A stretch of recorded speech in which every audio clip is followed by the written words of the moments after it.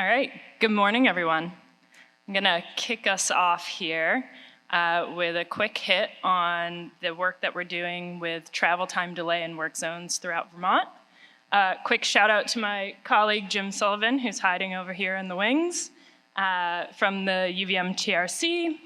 I'm Karen Sentoff with VHB, and another shout out to our project champion on this one, Ben Tietz, who's helping to usher this project through the research process. So really quickly, how we got here, when we were helping to put together a work zone safety and mobility guidance for the state, we started asking some questions about how we landed at the current standards for delay in work zones throughout Vermont.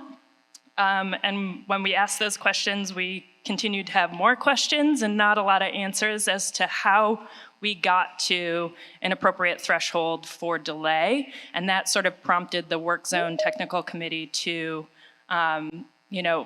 push for this research project to happen.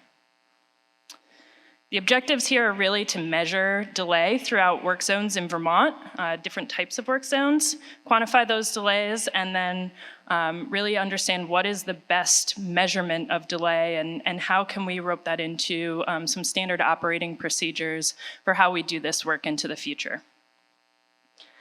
This, I don't expect you to digest. This is sort of our overarching methodology that we're using for this research.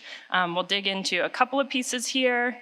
Tasks 1 and 2 are really literature review and best practices, and task 2 was really focused on selecting how we're gonna do this in Vermont work zones.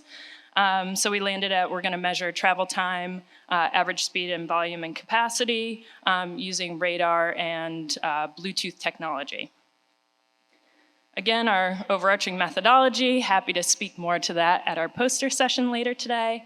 If we dig into task 3 and 4, that was really focused on building out the mobile traffic monitoring platform to do this work roadside and collect the data throughout Vermont work zones, select candidate sites. A couple of candidate sites, you see our mobile platform there on the bottom of the screen, and work with different project managers, REs, and folks that are actually working in these work zones to make this all happen, and collect the data that we needed to do this work.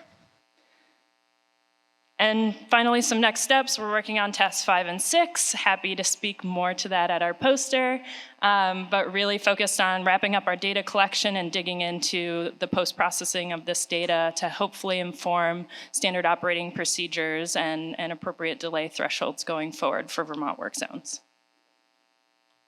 Thank you very much.